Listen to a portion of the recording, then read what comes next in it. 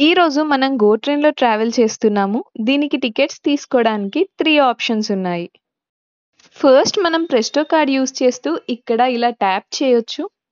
Second vending మెషిన్‌లో pay చేసి paper tickets అయినా తీసుకోవచ్చు. థర్డ్ ఆన్‌లైన్‌లో అయినా బుక్ చేసుకోవచ్చు. ఇలా ప్రెస్టోతో ట్యాప్ చేస్తున్నప్పుడు ట్రైన్ ఫైనల్ డెస్టినేషన్ ఫేర్ ఏదైతే ఉంటుందో అది కట్ అవుతుంది. అందుకే మనం మన డెస్టినేషన్ రీచ్ అయిన తర్వాత ట్యాప్ ఆఫ్ చేయాలి. అప్పుడు రిమైనింగ్ అమౌంట్ మనకి రీఫండ్ వచ్చేస్తుంది. ఇది డబుల్ డెక్కర్, సో సీటింగ్ ఇలా 2 లెవెల్స్‌లో ఉంటుంది. యూజువల్లీ బిజీ అవర్స్‌లో కింద ఆల్మోస్ట్ ఫిల్ అయిపోయి ఉంటుంది. పైన కొంచెం ఫ్రీగా ఉంటుంది.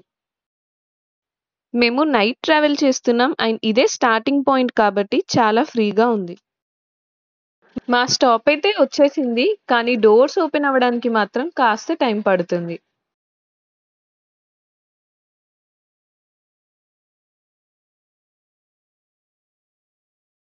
ఇక్కడ నుండి మనం కిందికి వెళ్లి క్యాబ్ బుక్ చేసుకోవాలి. ట్రైన్స్ కోసం వెయిట్ చేయడానికి ఇలా సీటింగ్ అరేంజ్‌మెంట్ కూడా ఉంది. వింటర్ టైమ్‌లో స్నో పడినప్పుడైతే చాలా యూజ్ అవుతుంది. ట్రైన్ షెడ్యూల్ ఇలా స్క్రీన్‌లో డిస్‌ప్లే చేస్తారు. ఇక్కడ మనం ప్లాట్‌ఫార్మ్ పైకి ట్రైన్ ఎప్పుడొస్తుంది, నెక్స్ట్ ట్రైన్ ఎప్పుడుంది ఆ డీటెయిల్స్ అన్నీ చూడొచ్చు. ఇక్కడ చూడండి అప్పుడే ట్రైన్ మూవ్ అవుతుంది.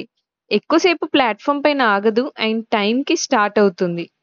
సో మనం 1 మినిట్ లేట్ అయినా కూడా నెక్స్ట్ ట్రైన్ కోసం వెయిట్ చేయాల్సిందే.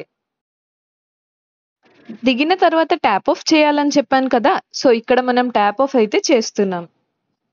కొత్తగా ప్రెస్టో కార్డ్ తీసుకోవాలన్నా లేదా పేపర్ టికెట్స్ తీసుకోవాలన్నా ఇక్కడున్న ఈ వెండింగ్ మెషిన్‌లో తీసుకోవచ్చు. ఇంతకీ ఈ ప్రెస్టో కార్డ్ ఏంటి అని అనుకుంటున్నారా? ప్రతిసారి ట్రావెల్ చేసే ముందు ఇక్కడ టికెట్స్ తీసుకునే బదులు ఈ కార్డ్ యూజ్ చేస్తూ ఇందాక చూపించినట్టు జస్ట్ ట్యాప్ చేస్తే సరిపోతుంది. ఇక్కడ క్రెడిట్ కార్డ్ ఇన్సర్ట్ చేసి ప్రెస్టోలో మనీ లోడ్ చేయొచ్చు లేదా ఆన్‌లైన్‌లో అయినా చేయొచ్చు. ఈ కార్డ్ గో ట్రైన్స్‌లోనే కాదు బసెస్‌లో ట్రావెల్ చేసినా కూడా యూజ్ చేయొచ్చు. కెనడా గురించి మరెన్నో విషయాలు తెలుసుకోవాలనుకుంటే నా ఛానల్‌ని సబ్స్క్రైబ్ చేసుకొని పక్కనే ఉన్న బెల్ ఐకాన్‌ని క్లిక్ చేయండి. అండ్ నా వీడియోస్ అన్నీ మిస్ అవ్వకుండా చూడండి.